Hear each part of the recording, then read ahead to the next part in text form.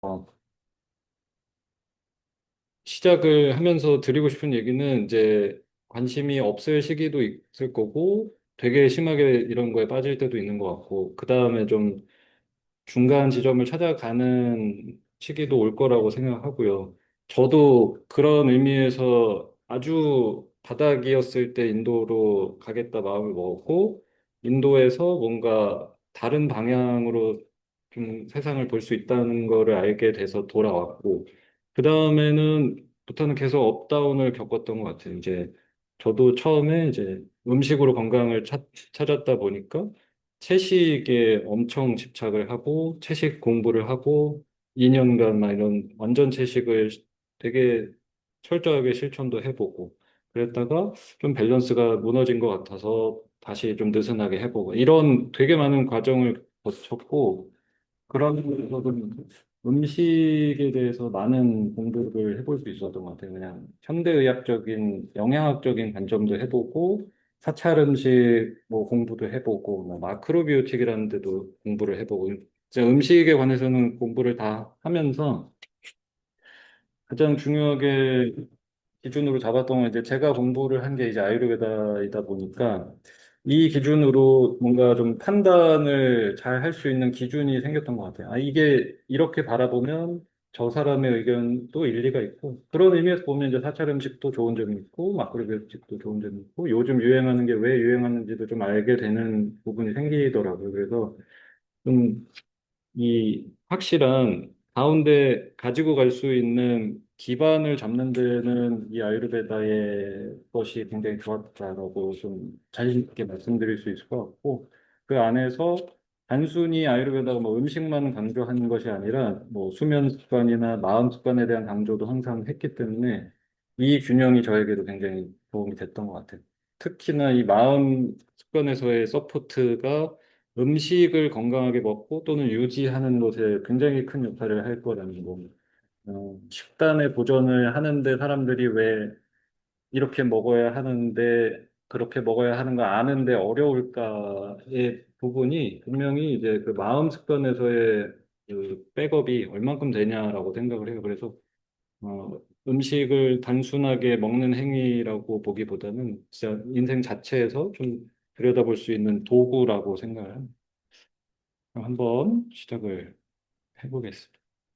이게 이제 제가 수련회를 마치고 인도에서 이제 6년 생활을 끝내고 좀 소위 말하는 인도 살면 가봐야 할 곳들을 이제 돌아보는 시간을 가졌고 그 중에서 저희가 이제 요가 과정 내에서 소개하고 있는 윗바사나라는 명상을 한번 다녀온 다음이었어요. 이 윗바사나는 쉽게 설명하면 뭐 부처의 명상법이다 해서 전 세계적으로 윗바사나 센터들이 있고 그 센터에 가서 10일간 무건 수행하면서 명상만 진짜 깊게 체험을 해보는 시간인데 그 윗바사나 체험을 하고 뭔가 되게 가벼워진 마음으로 뭐 해변가에 갔을 때 이 액자가 이렇게 떨어져 있었거든요. 그래서 그때 느꼈던 감정이 이제 좀 세상을 좀 새로운 틀에서 새로운 시각으로 볼 수 있다라는 생각이 들었던 지점인 것 같아요. 그래서 인도에서 저는 아유르베다라는 것을 통해서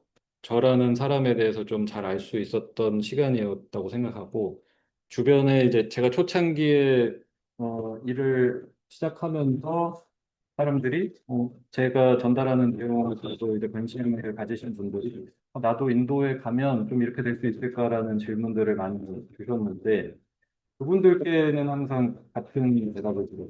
인도에 아무것도 없습니다. 라고. 왜냐하면 저는 물론 인도에 가서 아유르베다 공부를 진하게 할 수 있었던 것이지만 저에게 온전히 태어나서 한 번도 없었던 저에 대해서 온전하게 시간을 쓸 수 있었던 그 조건이 주어졌던 게 인도였던 것뿐이지 이게 어디서도 일어날 수 있었다고 사실 생각은 해요.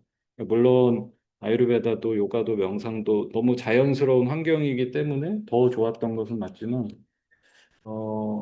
이 학문이 가장 주고자 하는 것도 사실 이 내용일 겁니다. 나를 알아가는 집. 인간이 가지고 있는 가장 강한 갈망이 나는 누구인가에 대한 답을 찾는 거라고 하더라고요. 그러니까 뭐 누구는 뭐 어떤 물건을 소유하고 어떤 직책에 올라서고 돈을 많이 벌고 이런 부분도 있을 수 있지만 궁극적으로 인간이 가장 이 내면에서 가지고 있는 가장 강한 열망, 갈망은 내가 누군지에 대한 표현이라고 하더라고요. 이게 이제 요즘 세상에서 대폭발한 지점이 이제 MBTI라고 얘기를 하거든요. 우리 MBTI를 이렇게나 집착적으로 하는 이유가 내가 누군지 너무 궁금한데 알 길은 없고 우리 엄마도 난 이름만 불러주지 내가 어떤 사람인지 설명을 해주진 않는 거예요. 그런데 테스트를 했더니 와, 세상에. 내가 쟤는 F라서 저런 사람이구나. 나는 I라서 이래. 나는 F라서 이래. 이런 것들이 이제 설명이 되니까 굉장히 좀 시원했던 거죠. 그래서 그러한 이 열풍도 결국에는 궁극적으로 왜 사람들이 빠지냐면 그 나는 누구인지에 대한 질문의 답을 좀 얻고자 하는 게 굉장히 강하다. 저도 그냥 인도로 떠나야겠다 쉽게 결정할 수 있었던 하나의 화두는 그거였거든요. 나는 누구인가? 나는 누구지? 어떻게 해야 행복하지? 그냥 그 20여 년을 살아오면서 인도를 갈 때 이제 그 순간까지 한 번도 행복하다라는 생각을 해본 적이 없더라고요. 가만히 생각을 해보면. 그냥 육체적으로 항상 불편했고, 육체적으로 건강하지 않은 게 너무 길어지니까 정서적으로도 많이 지치게 됐고, 그 순간에 행복하고 싶다. 근데 행복하려면 내가 어떻게 해야 행복할 수 있는 인간인지를 좀 알아야 된다는 생각이 들어서 인도의 아유르베다를 공부를 하러 가는 데 있어서 좀 쉽게 결정을 했던 것 같아요. 물론 가서 너무 많은 고생을 했지만, 뭔가 인도에 가면 내가 답을 찾아서 올 수 있을 것 같다라는 생각이 들었던 것 같아요. 그래서 아유르베다가 궁극적으로 주고자 하는 것도 저겁니다. 이 단어 뜻이 사실은 저기에 다 담겨 있어요. 아유라는 단어와 베다라는 단어가 합쳐진 학문이거든요. 아유가 인생이라는 뜻이 있는데 이 인생을 살아가는 주체는 결국에는 나이기 때문에 그죠? 여러분의 인생도 주인공은 나잖아요. 그래서 아유의 동의어는 인생도 있지만 나라는 인간을 아유라고 합니다. 그리고 베다는 지혜를 뜻합니다. 그래서 나에 대한 지혜를 탐구하는 학문이 아유르베다라고 보시면 돼요. 그래서 저에게 가장 도움이 될 수밖에 없었죠. 나 이런 사람이었구나. 나 이렇게 먹으니까 편하구나. 나 이런 움직임을 하는 게 나한테 맞구나. 나는 다른 사람이었구나를 좀 이해하는 데 굉장히 도움을 많이 줬습니다. 그러면 이제 이 아유르베다에서 말하는 음식이란 무엇일까에 대해서 좀 설명을 드리자면 음식에 대한 견해는 뭐 굉장히 다 다를 거라고 생각해요. 학문마다 음식을 정의하는 방법도 사실 많이 다르고요. 그리고 개인적으로 어떤 분에게 음식은 내 스트레스를 해소하는 굉장히 좋은 것으로 보일 수도 있고 어떤 분에게는 내가 아프니까 음식하기 힘든데 어떤 짜증나는 대상이 될 수도 있고 좀 다양하게 음식에 대해서 생각을 해볼 수 있을 텐데 제가 생각하는 음식은 이거라고 생각합니다. 나다움을 실천하는 지혜가 이제 음식에서 온다라고 보고요. 나다움을 실천한다는 것이 내가 음식을 선택하는 것만큼 내 통제권 안에 있는 게 없다고 생각을 해요. 여러분이 인생을 살아오시면서 생각을 해보셨을 때 내 마음대로 되었던 게 많으셨는지 한번 생각을 해보신다면. 그죠? 내가 저 사람이 대통령이 되길 원했는데 안 된 적도 있고, 내가 집을 샀는데 집값이 내 기대만큼 안 올라갈 때도 있고, 달러를 샀더니 달러가 떨어지고, 그죠? 스타벅스에 갔더니 점원이 친절하게 바랬는데 점원도 안 친절하고, 오늘 등산 가야 되는데 날씨가 비가 오는. 이런 식으로 내 통제권 밖에 있는 것들이 생각보다 훨씬 더 많다는 거죠. 그런데, 그럼 내가 실천할 수 있는 것 중에서 가장 직접적이고 가장 효율적으로 통제할 수 있는 것이 내 손으로 무언가를 집어서 내 입에 넣는 행위, 이 음식을 먹는 행위라고 생각하거든요. 이 통제야말로 내가 온전하게 나 다음 실천할 수 있는 중요한 도구라고 생각을 합니다. 그리고 제가 인도까지 가야겠다라고 생각하는 데 있어서 가장 문제였던 부분이라면 제가 불편했단 말이죠. 몸도 불편하고 마음도 불편한 게 쌓였단 말이죠. 그 불편함이 있는 것을 그 뭐 불교적으로나 아유르베다적으로 보면 그게 행복하지 않은 상태라고 표현을 한단 말이에요. 그러니까 인간은 모두 다 행복하고 싶은데 행복이 깨지는 순간이 나답게 가만히 있는 게 될 때가 이제 행복하다라고 얘기를 한다. 가만히. 이렇게 있는 게 나잖아요. 나. 근데 우리는 이렇게 가만히 있으면 손도 차고 발도 차고 배가 부글부글 거리고 머리도 아프고 마음이 과거로 가서 이때 이랬어야 되는데 앞으로 이래야 되는데 하는 걱정도 하고 그래서 현재 가만히 있을 때 불편함이 없는 상태가 유지되는 것이 이제 행복이라고 얘기를 하는데 이것을 실천하는 가장 직접적인 부분이 본인에게 이로운 음식을 선택하는 행위라고 한단 말이에요. 그래서 내가 나답게 불편함 없게 살아갈 수 있는 가장 직접적인 실천 도구, 방법이 이제 음식이라고 생각을 합니다. 그래서 본래의 여러분의 모습으로 돌아가는 선택이 저는 이제 음식에서부터 시작될 수 있다라고 생각해요. 저는 태어나서 항상 배탈이 나고 비염, 축농증을 달고 살고 그러다가 알러지도 막 심해지고 말 그대로 진짜 종합병원 같은 인생을 살았는데 제가 지금 아유르베다를 통해서 공부하고 실천하고 해온 지금 저는 제가 원래 타고났던 모습으로 돌아간 상태라고 생각을 합니다. 그러니까 여러분도 마찬가지지만 여러분이 지금 겪고 있는 혹시나 뭐 컨디션적인 문제, 속이 불편한 거, 나는 변비가 이런 것들에서 해소되는 방법은 여러분이 원래 타고난 나의 소화력 상태로 돌아가시는 연습만 하면 된다고 생각해요. 제가 이 공부를 하고 잘 먹었다고 해서 죽을 때까지 단 하루도 강호동 선생님처럼 한 끼를 먹을 일은 없을 거예요. 왜냐하면 저랑 그분은 태생적으로 다른 인간이고 태어나서 지금까지 해온 일들이 다르기 때문에 철저하게 그냥 다른 인간이란 말이에요.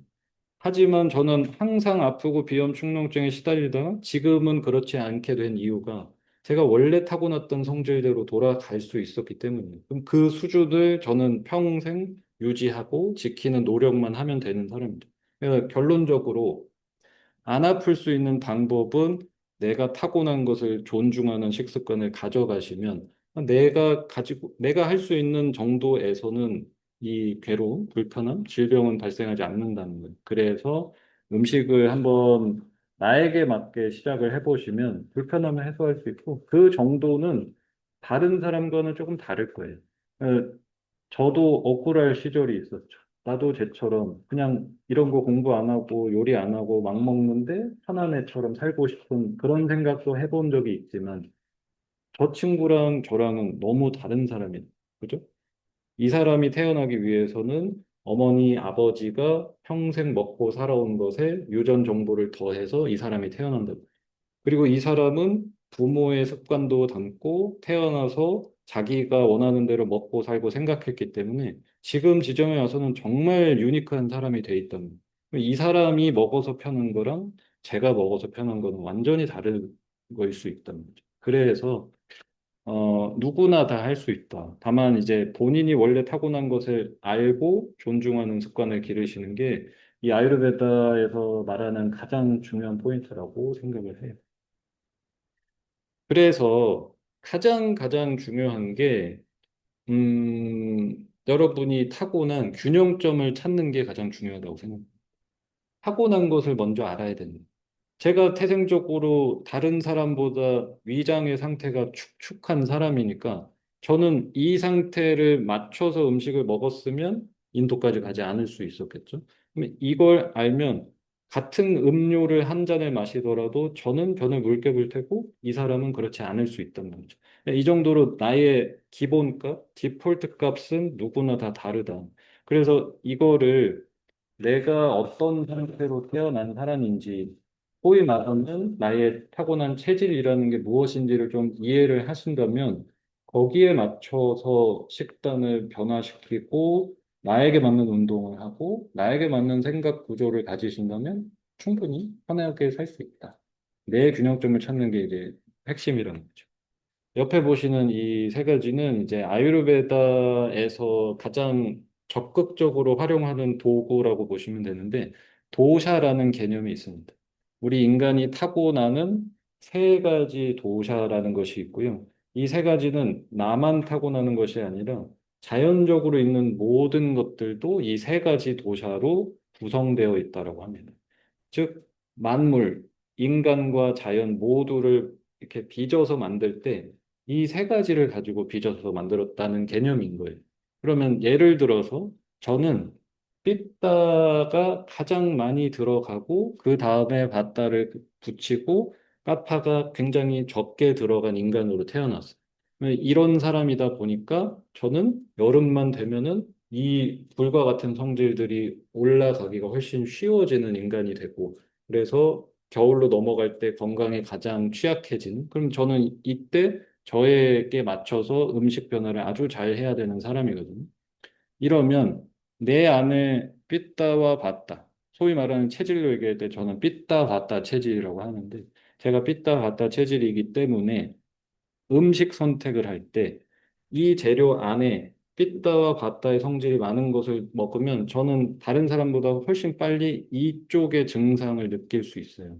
그래서 이렇게 열성이 강한 성질들. 그래서 저는 이제 떡볶이 같은 거 절대 못 먹는단 말이죠. 떡볶이를 먹으면 탈이 나니까. 매운 음식을 먹으면 탈이 난다. 기름진 음식을 먹으면 다른 사람보다 훨씬 변이 묽어진다. 이런 기본 구조를 갖고 있으니까 음식을 선택할 때, 아, 음식의 맛이 이렇고 재료가 이거니까 이것이 이런 영향을 준다는 것을 좀 이해가 쉬워지기 시작하고, 그러면, 아, 이걸 먹어서 이런 컨디션이구나. 그러면 앞으로는 다르게 먹으면 괜찮아지고, 이 밸런스를 맞추는 게 이제 가능해진다는 거죠.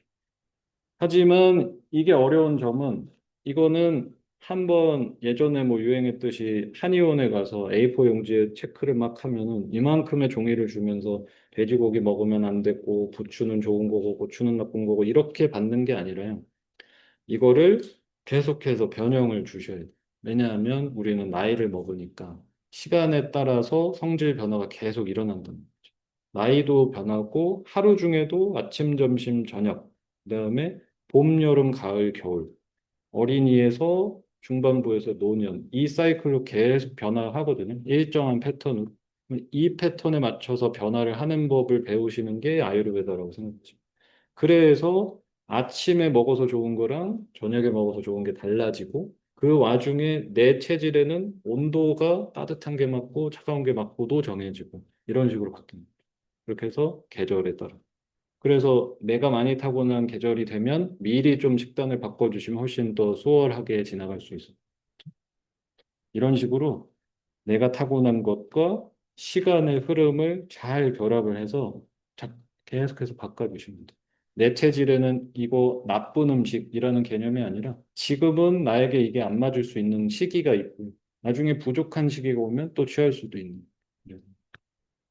그래서 결론적으로는 음, 절대적인 음식, 식단은 없다라는 거예요. 채식이 좋은 거. 그러니까 저도 채식을 했었고 채식 영양학을 공부한 사람의 입장에서 채식 영양학 쪽으로 식단을 공부를 해보면 소위 말하는 뭐 비건식이라고 불리는 류의 음식들을 공부를 해보면 고기를 먹으면 어떻게 죽는지에 대한 공부를 아주 많이 해요. 저도 한 2년간 그 공부를 너무 많이 했는데 달걀을 먹으면 이렇게 죽고 우유를 마시면 사람이 이렇게 죽고 소고기를 먹으면 이렇게 죽고 이런 공부를 막 하게 된단 말이죠. 그런데 가만히 보면은 아유르베다 입장에서는 그런 적용을 하지는 않았어요. 소고기는 성질이 이렇습니다. 우유의 성질은 이렇고, 버터의 성질은 이렇고. 그러면 이 성질을 나는 지금 어떻게 조리해서 쓸 것인가를 결정을 하는 게 아유르베다예요.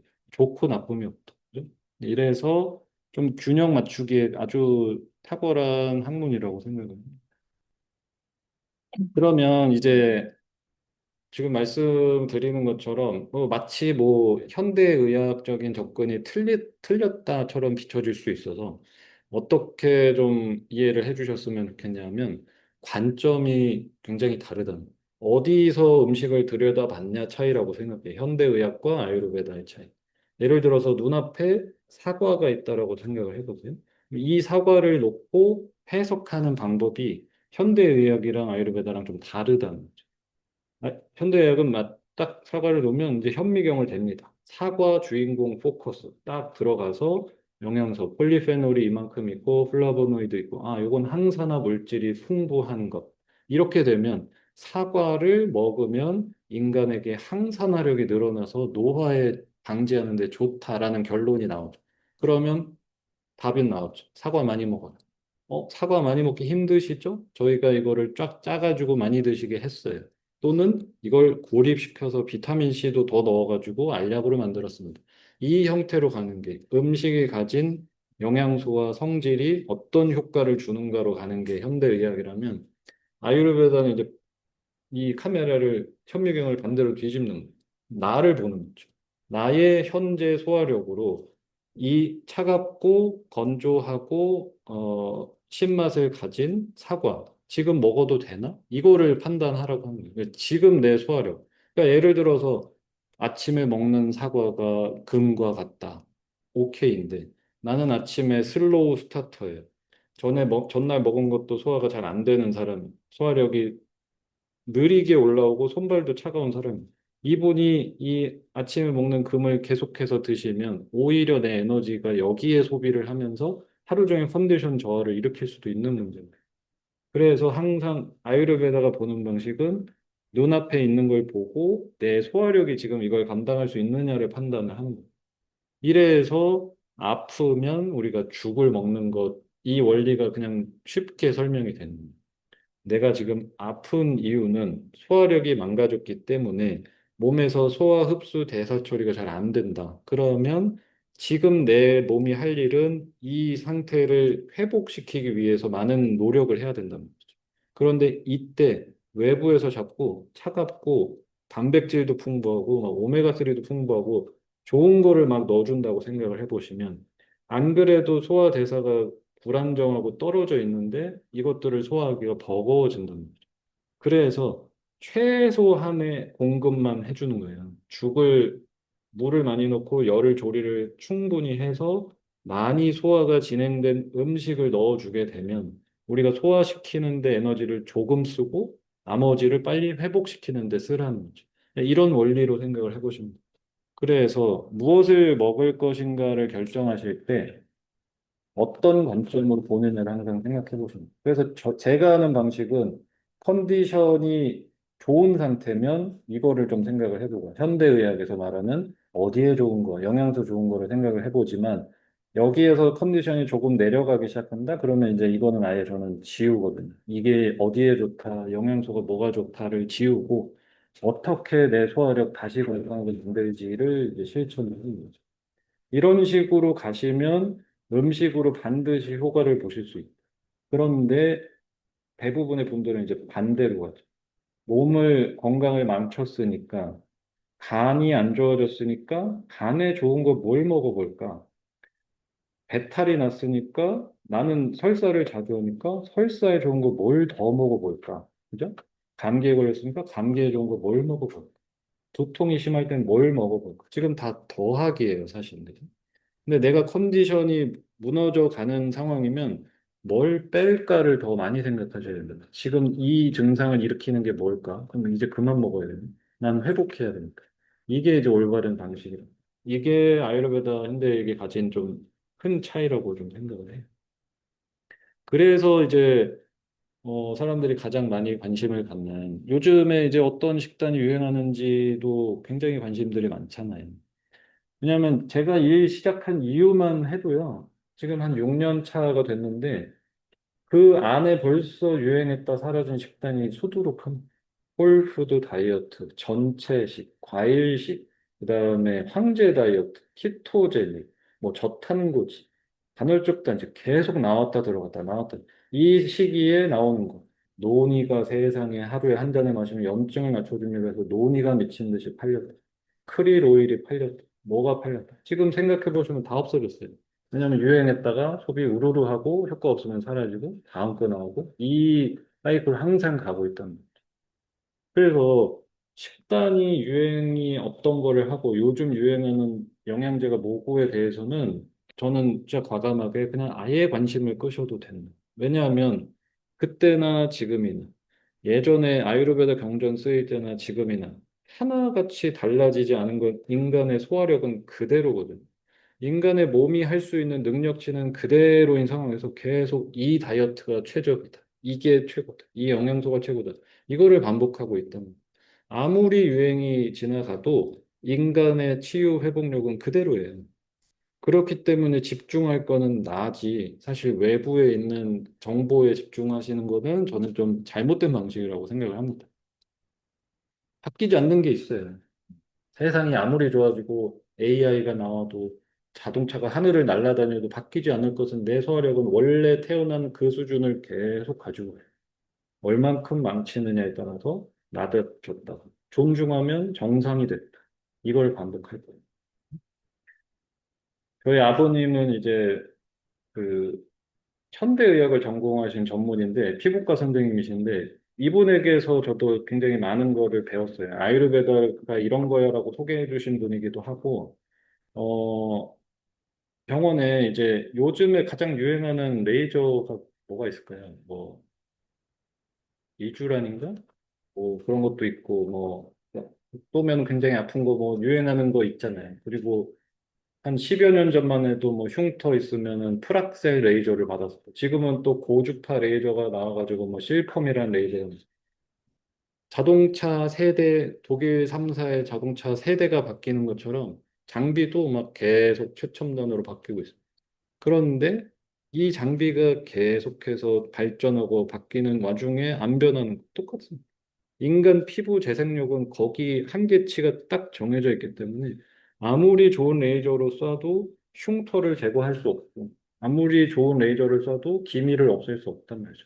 내가 가지고 있는 피부의 재생력이라는 것은 한계가 있기 때문에 결국 집중해야 되는 것은 내 몸에 집중을 하는 편이 훨씬 낫다는 거죠. 레이저 장비 회사에서 오시는 분들이 늘 하는 얘기가 있어요. 기미 없애는 레이저 발명하면 재벌된다는. 지금까지도 그렇게 많은 레이저가 나오는데 쏘면 기미를 없앨 수 있는 레이저는 없습니다. 그죠? 이건 의사들도 알고 있고 레이저 장비 회사들도 알고 있어요. 왜냐하면 지금 얼마든지 기미 쏴가지고 없앨 수 있어요. 문제는 그렇게 쏘면 피부가 없어져요. 그죠? 이러니까 그렇게 쏠 수가 없단 말이에요. 이런 거랑 마찬가지로 소화력도 마찬가지. 얼마나 좋은 걸 넣느냐가 중요한 게 아니라 내가 가진 거를 정상치로 올리는 행위만 하면 된다는 거예요. 그래서 집착적으로 아유르베다 이건 이제 제가 공부한 요것도 경전인데 이렇게 산스크리트어로 적힌 경전을 이제 학교에서 공부를 하면서 아유르베다를 배우게 되는데 이 경전에서의 가장 핵심 메시지는 소화력이 곧 생명력이라는 그 개념을 아그니라고 하는 개념으로 설명을 하고 있어요. 아그니는 산스크리트어로 불이라는 뜻이고 이렇게 활활 타오르는 불. 그러니까 내가 몸에 지니고 있는 이 소화 대사 능력치를 마치 불에다가 비유를 한 거예요. 그래서 내 몸에 아그니가 있고 이 아그니가 건강하게 활활 타면 뭘 넣어줘도 웬만큼 잘 태웁니다.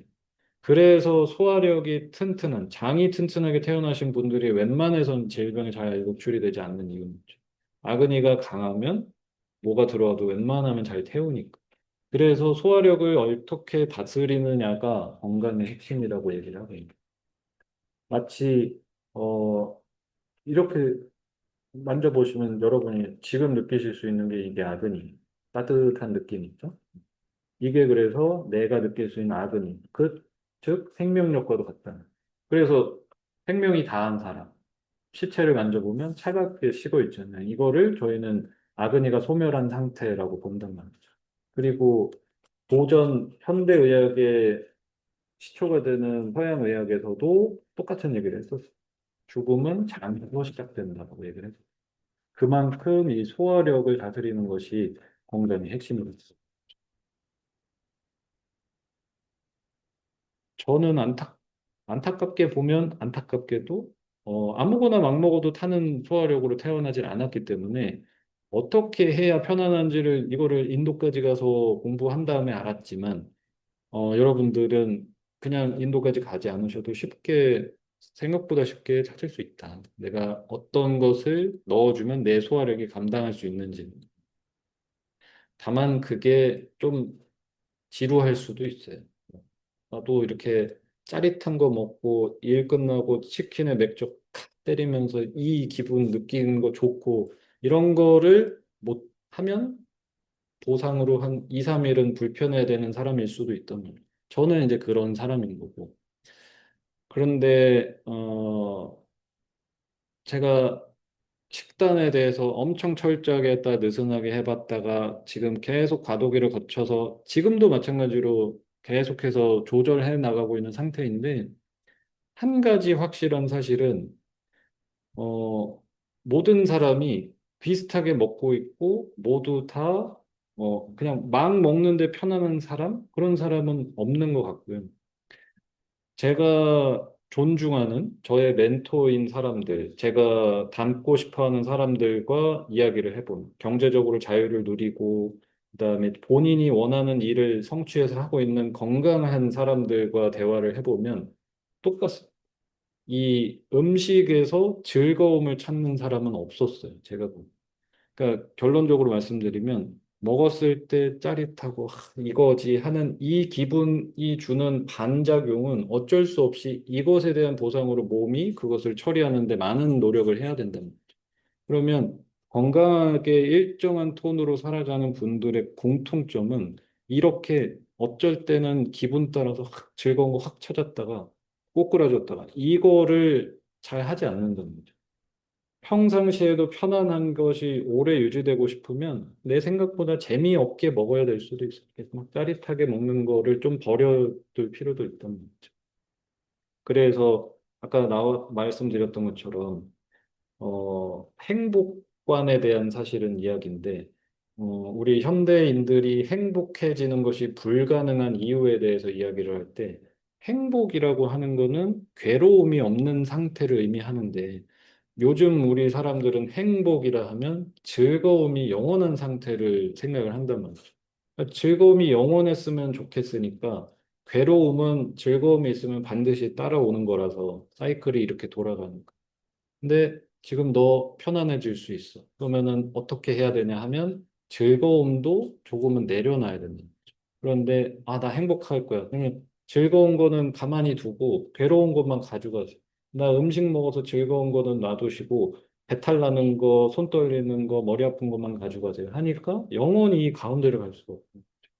여기 가운데를 길게 유지하는 게 행복한 방법이라고 얘기를 한단 말이죠. 그래서 음식에 있어서도 이제는 그 즐거움에서 조금은 널리 해보실 필요가 있다. 그런데 이렇게 얘기를 드리면 마치 무슨 비구니 스님 마냥 평생 이렇게 재미없게 심심하게 먹어야 된다라고 생각하실 수도 있는데 내가 자극적으로 노출시켰던 음식들을 끊어내기 시작하시면 원래 재료들로 최소한의 가공 정제를 한 음식들을 먹었을 때 그 재료에서 충분히 맛을 느끼실 수 있습니다.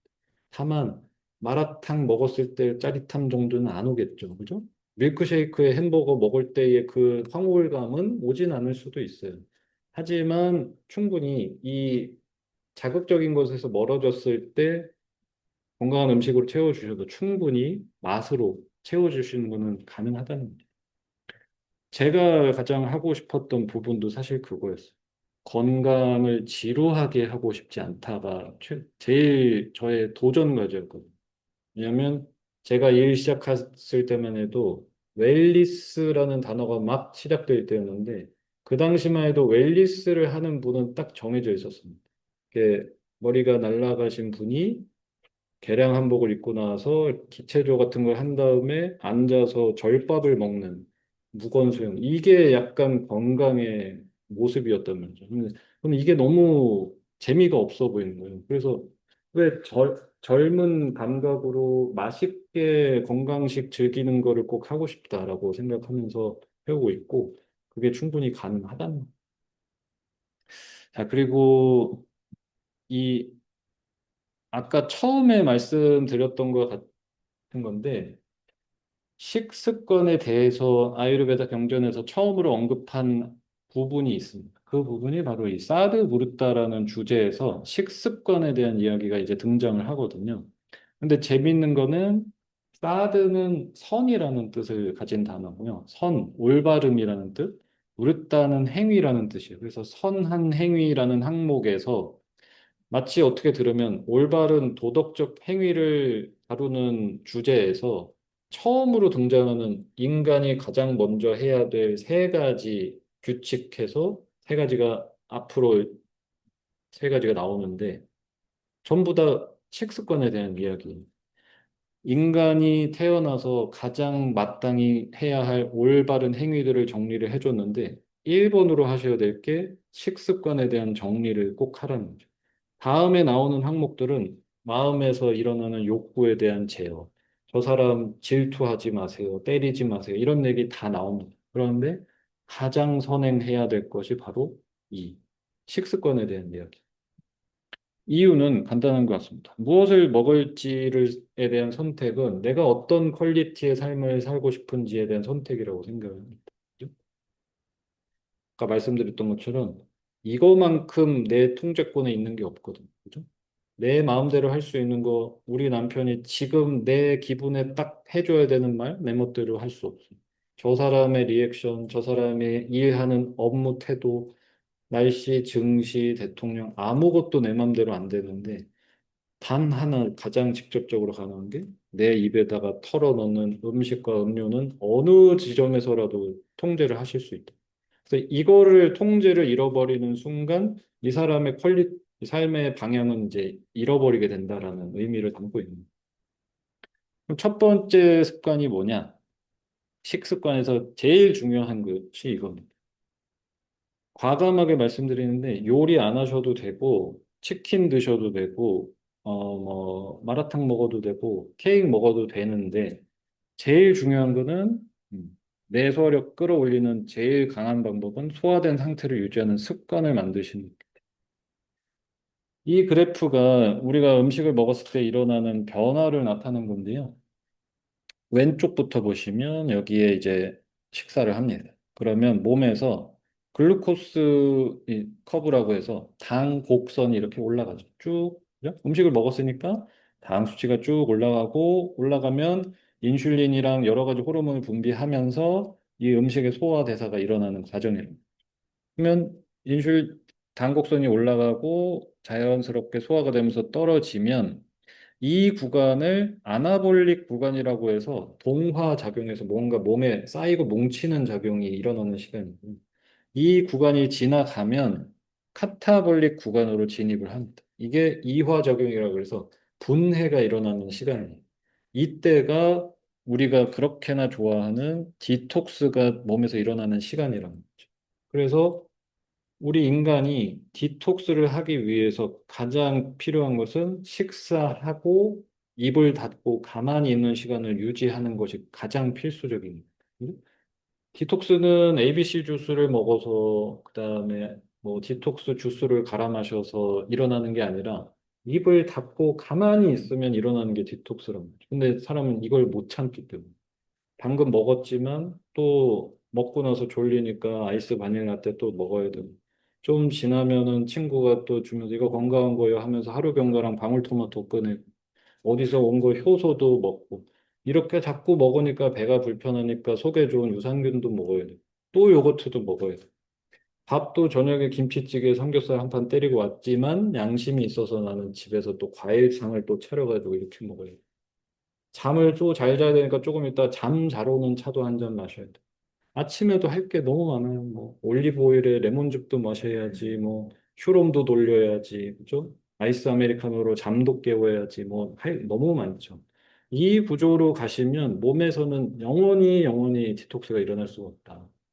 이거를 아유르베다가 말하는 지르나라는 습관이어서 소화된 상태를 유지하는 습관을 반드시 만드셔야 된다. 이걸 가지고 4천 년 후에 일본에 있는 의사 선생님께서 실험을 통해서 입증을 했고 노벨상까지 받게 된 게 이거 하나입니다.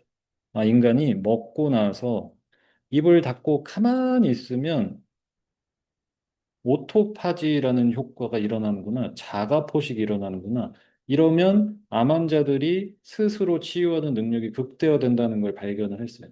그렇게 해서 얻어진 결론이 16시간을 공복 시간을 줬을 때 인간이 오토파지, 자가포식 효과가 극대화되는구나 해서 간헐적 단식법이 폭발적 인기를 얻는 시점이 된 거예요. 근데 이 건강법의 핵심은 밥 먹고 입 닫으세요. 이거 하나밖에 없습니다. 아무것도 할 게 없어요. 그러니까 내가 건강해질 수 있는 최고의 방법, 입을 닫으셔라.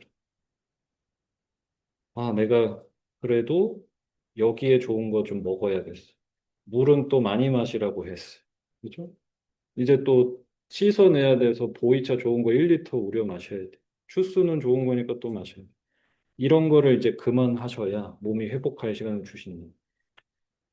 어, 그렇지 못하기 때문에. 왜냐하면 이 시간대에 음식을 먹고 나서 아주 충분히 소화 대사를 거쳐서 디톡스까지 일어나게 두시면 염증 수치가 내려가면서 내 가족력, 고질병, 알러지가 꺼지는 지점이 와야 되는데 이걸 못 참고 이제 는다는. 여기까지 끝까지 가시면 비로소 진짜 배고픔이 몸에서 신호를 보낸 겁니다. 왜냐하면 여기서 더 먹지 않으면 내가 이제 간이랑 여기저기 저장해 놓은 거 꺼내서 쓸 거야. 이러면 인간 생존 본능에 위배되는 거. 저장된 걸 쓰니까. 그러면 그때 먹으라고 신호가 온다. 이때가 우리가 먹어야 되는 배고픈 시간. 그런데 현대인들은 이 독성 배고픔이라는 게 생긴 게 가장 큰 문제란 말이죠. 이게 왜 생겼냐는 왜 먹고 났는데 자꾸 입이 심심하고 뭘 마셔야 될 것 같고 항상 목이 마르고 할까는 이 앞에가 무너졌기 때문이라고. 그래서 이런 사이클로 살아가고 있다는 거죠. 현대인의 99%는 이렇게 살아가고 있다는 거죠. 먹고 조금 있다가 당 떨어지면 또 먹고 마시고 차 마시고 물도 마시고 영양제도 먹고 계속 사이클이 반복돼요. 여기에서 발생하는 것이 소화되지 않고 체내에 잔류하는 것들이 생기기 시작합니다. 이 체내에 잔류한 이것이 현대의학에서 말하는 대사독소라고 하고요. 다른 말로 가장 쉬운 말로 하면 염증이에요. 그러니까 염증 수치가 높으면 모든 질병의 근원이라고 얘기하는 현대의학이랑 아유르베다에서 말하는 소화력이 망가져서 발생하는 타지 않고 남은 물질이 모든 병의 근원이라고 보고 같은 이야기를 사실 하고 있습니다. 이 타지 않고 남는 물질이 가장 크게, 가장 마일드하게는 소화기관의 문제를 일으키고 비염, 축농증과 같은 몸의 변화도 일으키고 만성으로 가면 이제 각종 암과 면역 질환의 기폭제가 되는 부분이 여기라는 거죠. 그래서 내가 가진 고질병을 만들지 않으시려면 이 사이클을 빨리 끊어내셔야 된다. 그죠? 애초에 왜 이런 사이클로 사람이 살게 됐느냐가 현대에 들어서 시작이 된 거죠. 여기가 망가졌기 때문에. 일단은 음식에 대한 접근이 너무 쉬워졌고, 음식뿐만이 아니라 영양 보충제까지도 접근이 너무 쉬워진 데다가 음식을 먹는데 가공 정제, 초가공 식품까지 너무 많이 늘었다는 거죠. 음료에도 시럽을 넣어서 먹고, 과일도 짜서 먹고, 모든 걸 갈아서 먹고, 그죠? 현미 꺼끌꺼끌하니까 갈아서, 밀도 꺼끌꺼끌하니까 다 탈락시켜서, 부드럽게, 입에서 촉감 좋게 만들면 흰쌀, 흰빵, 흰떡에다가 소스를 강하게 해서, 또는 빵에다 잼 발라서, 주스랑 벌컥벌컥. 이런 모든 음식들, 그리고 달달한 음료 마시기, 이런 것들이 생기면서 이 곡선 자체가 완만하게 올라가는 게 아니라 이제 수직 상승을 하는 곡선이 생깁니다. 이렇게 되면 이때 사람의 몸을 관찰해 보면 마치 염증 수치가 불에 타는 수준으로 몸이 불에 타는 수준으로 올라간다는 한번 음식을 탁 이렇게 들이키시면 그러면 몸으로 혈액으로 당 수치가 너무 빠르게 올라가니까 이거를 맞추기 위해서 몸이 스트레스를 엄청 줍니다. 그때 이 스트레스 호르몬 분비도 굉장히 크게 왕성해집니다. 이렇게 뛴다? 뭐 떠올려 볼 거 있죠. 떡볶이, 튀김 순대, 뭐 칼국수, 흰빵에 부드러운 크림 얹어 먹는 거 등등등. 주스 한 잔 마시는 거 하면 이렇게 튀면 이거를 박자를 맞춰주기 위해서 스트레스 호르몬 분비를 미친 듯이 하고 그러면 인슐린도 막 나가고 그러면 이 음식 안에는 섬유질이랑 이런 걸 다 깎아놓고 정제해놨기 때문에 붙잡아 두는 게 없으니까 인슐린 분비되는 순간 이제 곤두박질을 치는 거죠. 쭉 떨어져. 그때 인간이 느낀 당 떨어진다, 머리 아프다, 손 떨린다, 짜증난다가 시작이 됩니다. 이러니까 수직 상승하고 다시 먹고 위 사이클을 가는 거죠. 이게 가장 위험한 두 그룹이 있는데 여성분들과 이제 성인병 위험군에 있는 분들이 가장 위험합니다. 여성분들에게 가장 위험한 이유는 이 곡선이 수직 상승을 할 때 우리 몸이 호르몬 분비가 왕성해지잖아요. 이 지점이 여성 호르몬이 이 균형을 잃는 굉장히 큰 지점이라는 거예요. 그래서 가장 많은 데이터가 나오고 있는 것들도 이 당 지수를 높이는 음식들이 여성 호르몬, 여성 질환의 가장 큰 원인이 되고 있다고 계속 얘기를 하고 있기 때문에 더 주의를 해보실 필요가 있어요. 그러면 첫 번째 내가 할 일은 가장 먼저 하실 수 있는 일은 내가 예를 들어서 나는 사무직을 하고 앉아서 일을 하고 있고 나는 숨이 찬 운동을 안 하는 사람이다 하시면 하루에 두 끼만 드셔도 충분합니다. 그죠? 그거를 아침에 일어나셔서 한 3시간, 4시간 정도는 공복을 유지한 다음에 점심 한 끼, 저녁 한 끼. 그런데 이 중간에 배가 고픈 경우에는 한 끼를 쪼개서 넣으실 수는 있어요. 이 정도로 가거나 나는 종종 운동을 하는 사람이다. 또는 활동적인 일을 하는 사람이라면 전통적인 방식대로 아침, 점심, 저녁을 픽스하시고 식간에만 입을 닫으시면 돼요. 그러니까 지금 하는 일에서 아무것도 안 하셔도 되니까 식간에 물이고 차고 뭐 간식이고 아무것도 안 하는 연습을 하시는 게 우선입니다. 이게 이 선언 행위의 핵심이에요. 내 손으로 입에 들어가는 통제권을 찾아오는 게 1번이라고. 두 번째, 두 번째 선택은 그 다음 단계를 의미합니다. 내가 이제 입이 심심하고 목이 마른 것 같은 느낌으로 가짜 배고픈 걸 목마름을 막 채우지 않는 통제를 찾으셨다면 그때는 이제 이로운 선택을 하는 거죠. 이때는 뭐 라면을 먹는 거 대신에 라면보다 뭐가 나한테 더 이로울까라는 선택을 바꿔 나가는 지점이 여기서부터 오시면 돼요. 1번이 훨씬 더 중요해요. 그러니까 지금 있는 자리에서 뭐 샐러드를 얼마큼 더 먹고 과일을 더 먹고를 생각하기 이전에 통제권부터 찾으시는 게 가장 중요해요. 이로운 선택하기. 그다음에 이제 세 번째가 양 조절이 이제 세 번째입니다. 위장을 20% 비워두는 연습을 한번 해보시는 거죠. 이거는 이제 3단계 가서 하시면 가장 효과적일 수 있는. 내가 이제 규칙적인 시간에 먹고 남은 시간에 입을 아주 잘 닫고 있다. 더 좋아지고 싶다. 그러면 이제 그 끼니를 먹을 때 내 손으로 요리를 한다든지 아니면 건강하게 준비한 음식들, 첨가물이 없는 음식들을 먹겠다. 이게 됩니다. 그러면 이것의 마무리가 될 수 있는 것이 이제 위장의 운동성을 건강하게 만드는 소화력을 더 끌어올릴 수 있는 게 공간을 좀 비워두는 연습을 합니다. 그러니까 수시로 먹고 마시면서 나쁜 거 먹는데 배가 찢어질 때까지 먹는 이 현대인의 모든 문제에서 벗어나는 스텝 바이 스텝으로 나오고 있는 거죠. 이 부분에서 혹시 뭐 궁금하신 거 질문 있어요? 네. 저는 지금 가면서 간식을 음, 그냥 오래 네네네. 있어요. 그러면 식사하는 시간은 8시간 안 쓰고 저는 네네. 그러면은 이제 대체로 두 끼를 이렇게 음, 먹죠. 그러니까 아침 먹고 한 4시쯤 저녁 먹고 이렇게 해서 두 끼를 먹고 그 사이에 음, 간혹 가다가 이제 뭐 간식을 먹거나 음, 하는데 지금 저 디톡스 그 시간 있잖아요. 네네네. 그럼 밤에 이제 16시간 식대 디톡스가 이루어지고 있는데 낮에 그 제가 식사를 할 때 8시간 동안에 그 디톡스 그 시간은 어느 정도 시간을 두면 좋은지 뭐, 그거 하고 음, 물도 마시지 말아야 했잖아요. 네네네. 식사 안에. 근데 물은 주로 식사할 때 주로 많이 안 마시고 음, 식사를 안 할 때 물을 주로 많이 마시고 그렇게 식사할 때 물을 마시면 소화에 장애가 생긴다고 하기 때문에 네네. 주로 이제 물을 안에 들어가는 성취를 하고 하루에 뭐 1.5리터 정도를 마셔라라고 하면 사실 간식 시간에도 밤에 이제 저녁 식사 이후에도 아니 잠들기 전까지는 그래도 계속해서 이렇게 음. 물을 마시거든요. 그럼 그것도 하지 말아야 되는 거죠. 음. 물 섭취하는 그 시간을 어떻게 해야 되는 건지 음. 식단에는 먹지 말아야 되죠. 아무것도 먹지 말아야 네네. 되죠. 물을 어떻게 일단은 먹어야 되는지.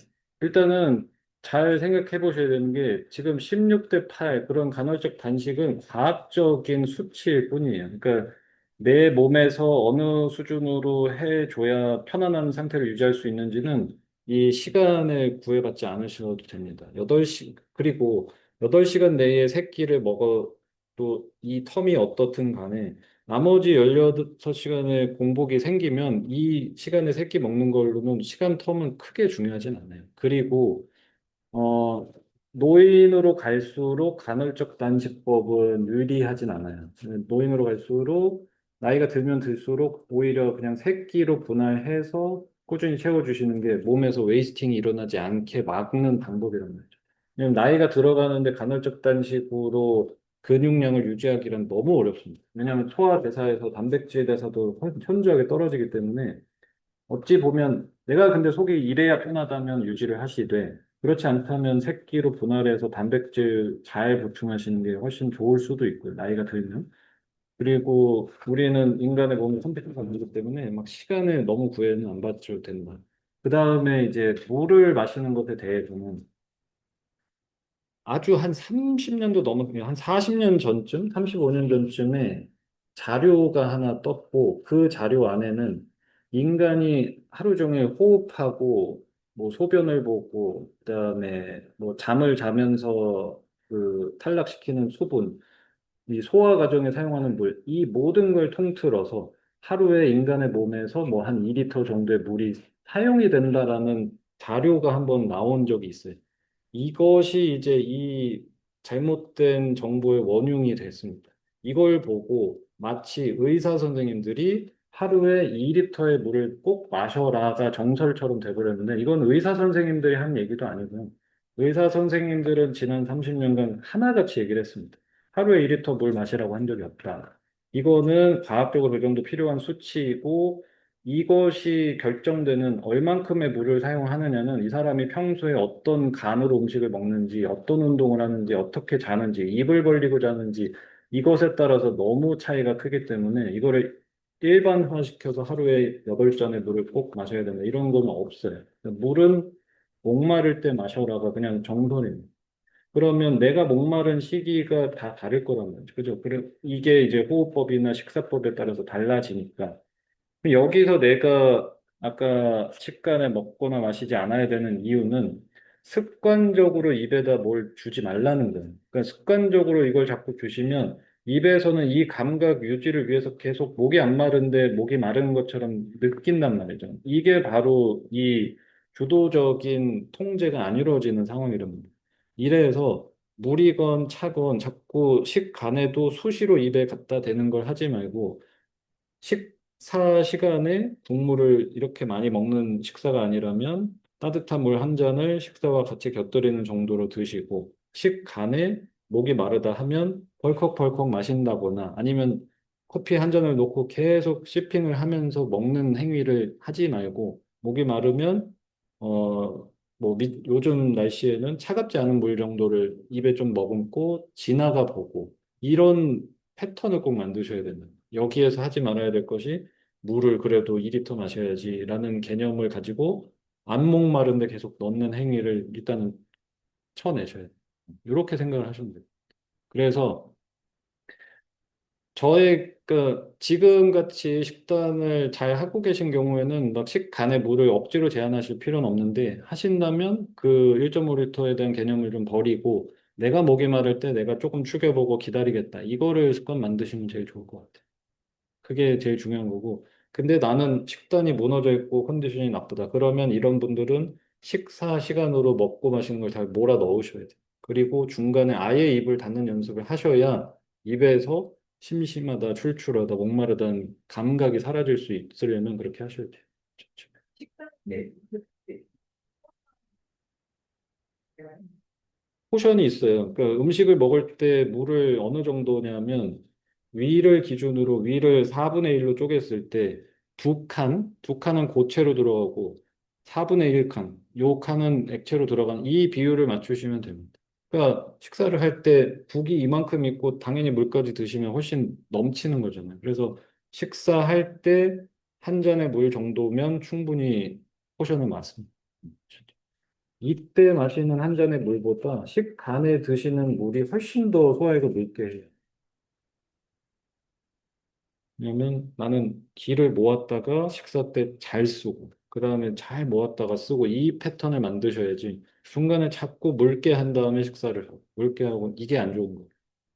제가 그걸 지점 중에 하나 음, 때문에 병원에서 물을 많이 마시라고 음. 얘기를 하시거든요. 그럼 컨디션에 따라서 반드시 조절하셔야 돼요. 그러니까 무조건 사람들은 이렇게 마셔야 된다가 아니야. 아까 말씀드린 것처럼 내 컨디션에서 물이 얼마큼 쓰여야 되는지가 다르기 때문에. 자, 그러면 이제 어, 마무리 쪽으로 들어가 보면 이 음식을 보면 어떤 생각이 드시나요? 보면 연어가 들어간 샐러드, 요거트 위에 얹은 딸기와 블루베리, 따뜻한 꿀차? 어떤 생각이 드세요? 이런 음식들 깔끔하고 가벼운 건강한 음식. 뭐 대체로 동의하시나요? 건강한 음식은? 아마도 이제 가장 현대인들이 전형적으로 생각하는 나 이제부터 건강 챙길 테야의 대표적인 음식이라고 생각해요. 가장 대표적인 게 주스, 차, 뭐 허니 레몬 티, 요거트에는 국물, 뭐 딸기 블루베리 얹고 연어 샐러드, 참치 포케 이런 거 그죠? 난 이제부터 건강 챙길 테 아침에 특히 이 음식이야말로 정말 소화력과 건강을 망칠 수 있는 끝판왕의 음식이라고 생각하시면 돼요. 일단 1차적으로 연어나 참치를 주로 즐긴다라는 것은 정말 이제는 뭐 자살골을 넣는 것 같다고 생각하시면 돼요. 참치나 연어만큼 중금속 오염과 미세 플라스틱 오염이 이렇게 심각하게까지 올라간 적이 없을 정도로 참치나 연어는 정말 어디 놀러 가셨을 때 기분 낼 겸 해서 드시는 정도라면 그 정도까지는 그 중금속 걸러낼 수 있다라고 보지만 내가 건강해져야지 해서 연어 샐러드나 참치를 즐겨 드신다면 절대로 해서는 안 된다 이제. 가장 유명한 케이스가 이제 그 토니 로빈스라고 저도 좋아하는 동기부여 연설가가 있는데 이분이 이제 돈을 너무 많이 벌어가지고 지중해 섬을 하나 산 다음에 거기서 살면서 아침에 주식으로 연어 샌드위치를 드셨대요. 그러다가 이제 컨디션이 너무 안 좋아져서 병원에 갔더니 어, 안 죽은 게 신기하다고 할 정도로 중금속 오염이 너무 심한 거예요. 그래서 이거를 역추적해 보니 이 사람의 주식으로 먹었던 이 연어 샌드위치가 너무 크게 쌓였다는 거죠.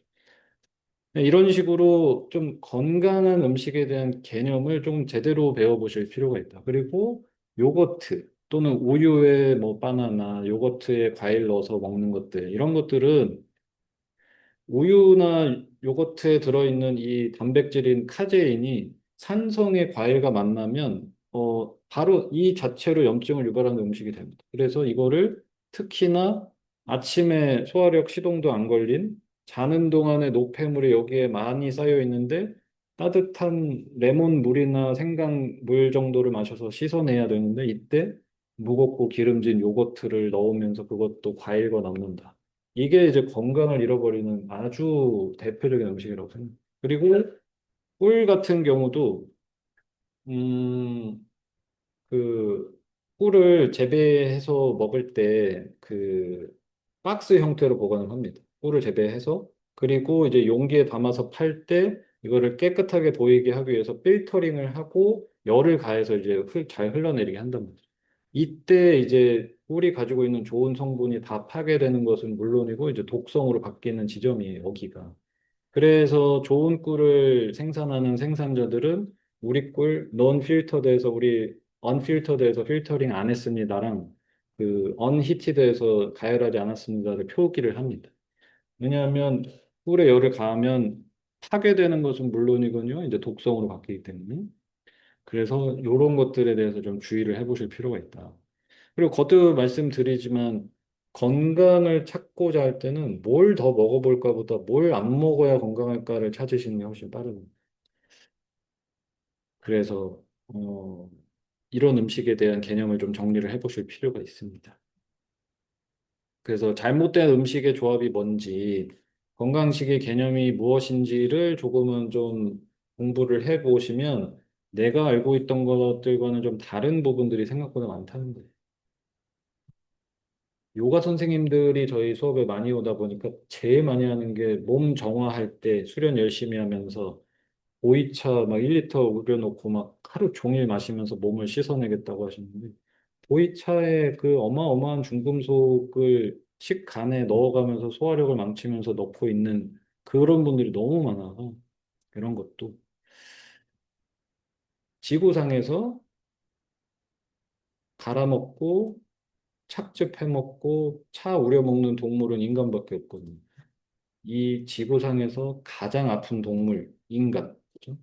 그러니까 차랑 주스를 안 마셔서 건강을 잃어버리신 게 아니기 때문에 차랑 주스를 마신다고 건강이 찾아지지도 않는다. 그래서 건강식에 대한 개념을 좀 바꿔보실 필요가 있습니다. 그리고 이제 음식학에서 가장 주요하게 배우는 거는 사실 이 내용이 그냥 음식만 막 배우고 레시피만 배우는 게 아니라 이 균형 맞추기를 무조건 가장 중요하게 생각합니다. 트라야 우파 스탐바라고 해서 삶을 지탱하는 세 가지의 기둥이라는 개념이 있고요. 즉, 오늘 나의 만족도 체크는 여기서 하셔야 돼요. 내 인생의 만족도, 내 차키와 뭐 내가 입고 있는 옷 브랜드로 하는 게 아니라 나의 오늘의 만족도는 내가 요즘에 어떻게 먹었고, 어떻게 잤고, 나의 마음 상태가 어떤, 그러니까 지금의 무드가 괜찮다. 아, 만족스럽다. 행복감을 느끼시려면 음식에서 구멍이 없이 수면도 잘 하고 마음에서 서포트가 일어나는 구조가 있으셔야 만족감이 올라간다는. 이게 없이는 이 우리가 오늘 지금 나의 만족도를 채우기란 불가능하다. 이게 이제 아유르베다가 가진 개념이라고 보죠. 그래서 이 세 가지 요소의 가장 큰 어려운 점은 상호작용을 항상 하고 있다는 거예요. 음식을 어떤 톤으로 넣어주시느냐에 따라서 여러분의 마음 습관이 결정이 된단 말이죠. 왜냐하면 아유르베다에서 말하는 음식에는 성질의 그룹이 나눠져 있고 밝고 가벼운 성질, 자극적인 성질, 어둡고 무거운 성질 이렇게 크게 분류가 돼 있어요. 물론 세세하게 분류는 되죠. 그럼 내가 평상시에 어떤 음식을 주로 소비를 하느냐에 따라서 주로 채식 위주의 건강하고 가벼운 음식에 발효식품을 적절히 섞어 먹는 정도라면 내 무드가 계속 그 톤으로 유지될 텐데 무겁고 입에 부드럽고 정제 가공된 거 육식을 위주로 하시면 몸이건 마음이건 항상 무겁고 어두운 톤이 유지가 잘 된다는 거죠. 그 음식이 바뀌지 않으면 마음 습관도 바꾸기는 거의 불가능하다고. 그리고 극심한 스트레스에 시달리실 때 보상하기 위해서 선택하는 음식이라든지 스트레스 호르몬의 영향으로 소화력이 망가지는 것은 경험을 해보셨을 거라고 생각해요. 마찬가지로 음식에 따라서 영향을 미치는 수면 습관, 편안한 마음에서 자는 잠과 마음이 불편해서 못 자는 잠, 이거는 계속해서 연결이 돼 있기 때문에 그렇습니다. 그리고 이거는 이제 현대 과학적 얘기인 거죠. 똑같은 얘기인데 내가 선택하는 음식이 내 무드를 결정한다는 거예요. 우리는 이제 반대로 살잖아요. 그죠? 오늘은 기분 좀 꿀꿀하니까 떡볶이 달려. 내일은 또 기분 좋으니까 떡볶이 먹고, 내일은 그 다음날은 친구 만났으니까 떡볶이 먹고, 그죠? 오늘은 기분이 더러워서 안 되겠어. 맥주 시켜가지고 뭐 들이켜, 그죠? 그러면 뻔해요. 내가 지금 소비한 이 음식이 소화되고 나서 그 상태의 성질을 발현을 시킬 때니 지금 내 기분 따라 먹은 음식 때문에 나는 이 다음날 유지되는 무드가 계속 깔아앉을 거라는 거죠. 그러면 또 깔아앉았으니까 또 먹어야죠. 우리 또 먹어서. 그죠? 반대로 가셔야 된다. 지금 먹는 음식이 내 앞으로의 무드를 결정할 거라는 것을 반드시 인식을 하셔야 됩니다. 이거는 여러분의 장에서 95%의 세로토닌이 만들어진단 말이죠. 세로토닌은 행복해. 만족스러워를 느끼는 기분은 세로토닌에서 온단 말이야. 근데 그게 95% 장에서 온단 말이야. 그러니까 음식으로 건강하게 안 채워주시면 과학적 확률로 불행할 확률 95%라는 거예요. 음식을 건강하게 바꾸셔야 무드를 끌어올리실 수 있다. 내 무드가 나쁜 이유는 남편 때문에도 날씨 때문에도 뭐 때문도 아니란 말이죠. 과학적으로 음식에서부터 온다라고 얘기를 하고 있어요. 그죠? 이래서 장이 불편해지면 심리적으로 무너지는 게 어쩔 수 없이 일어난다는 거죠. 그리고 결론적으로는 드리고 싶은 이야기는 여러분이 느끼고 있는, 저도 마찬가지로 불편하게 느끼는 부분이 있다면 그건 100% 습관이다. 내가 원래 이런 사람이라서도 아니고 나는 이런 체질이라서가 아닙니다. 저도 체질을 타고났지만 제가 피부로 문제를 겪는다. 이거는 제 체질 때문이 아니거든요.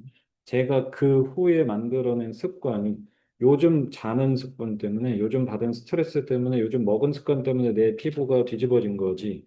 이것이 나는 이런 알러지 체질이라서 나는 변비가 잘 오는 체질이라서가 절대 아니라고 아이르베다가 계속 강조를 하고 있어요.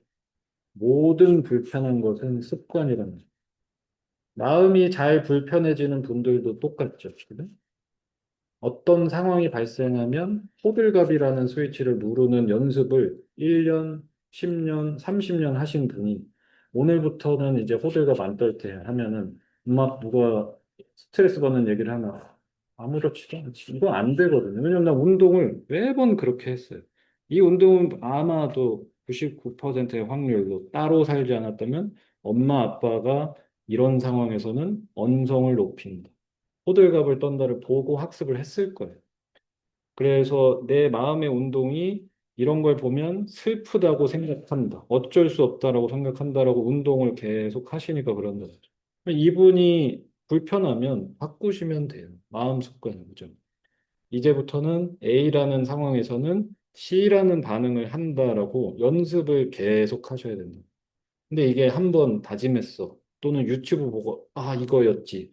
또는 친구가 한마디 해줘서, 이래도 안 바뀐단 말이에요. 운동을 안 해봤으니.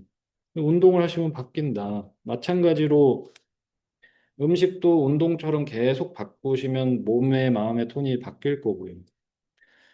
그냥 모든 건 습관이란 말이죠.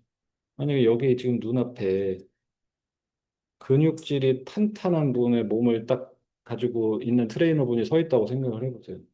이 사람을 보고 여기 어느 누구도 타고났네. 원래 저렇게 저런 사람이야라고 생각을 할지. 저 사람 안 봐도 맨날 쇠질하고 닭가슴살 엄청 먹겠네가 보이잖아. 그냥 이 사람의 습관일 뿐이는 거죠. 마찬가지로 행복한 것도 속 편한 것도 다 습관이니까 누구나 할 수 있다는 거예요. 그냥 다만 하시면 돼. 어, 편하고 싶으시면 편한 연습 여러 번 하시면 이제 바뀔 수 있다. 왜냐면 이제 저도 했잖아요. 저도 다만 해보니까 바뀌었을 뿐이고 다른 분들도 좋아지는 케이스는 그냥 하면 좋아질 수 있다는. 이게 이제 제가 수업에 어떤 뭐 내용 구성과 애티튜드로 준비를 하는지에 대한 거였고요. 음, 음식학 과정은 이제 이런 것을 기반으로 건강하게 음식을 먹는 방법에 대해서 그리고 내가 건강해질 수 있는 방법에 대해서 종합적으로 다 넣은 강의라고 생각을 해요. 그래서 베이직 과정 같은 경우가 8주 동안 뭐 매주 오셔서 여기에서 이론 수업을 듣고 저쪽에 키친에서 요리 실습하고 식사하고 이런 구성으로 이제 8주간 진행이 되고요. 그렇게 해서 베이직에서는 기본기, 어드밴스에서는 아까 나왔던 이런 도샤를 가지고 음, 체질에 따라서 바꾸는 방법, 그다음에 뭐 계절에 맞게 음식을 바꾸는 법, 치유 식단을 짜는 법 이런 것들 더 구체적인 것들이 이제 어드밴스 과정에서 들어가는 이런 식으로 구성이 되고 과정에 대해서 더 궁금하신 분 있으시면 저나 매니저님한테 이따가 식사하시면서 한번 질문을 주시면 되겠습니다. 혹시 여기까지 궁금한 거 있어요? 그러면 이건 지금 나의 개념점을 찾는 그 과정이 네, 본인 과정에 들어있다는 그렇죠, 그렇죠.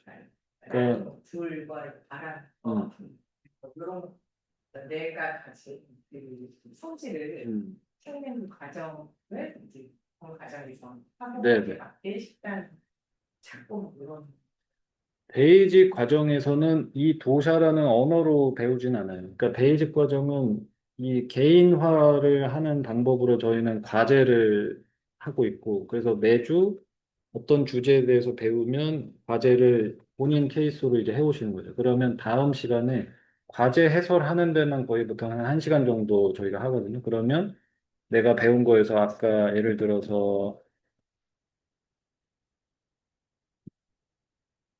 이걸 배운 주면 그 주의 과제가 본인의 식단 일지를 써보는 거예요. 그러면 그걸 보고 여기서 내가 어떻고 어떤 게 맞고 아닌 거를 계속 찾아가는 과정을 이제 8주 동안 합니다.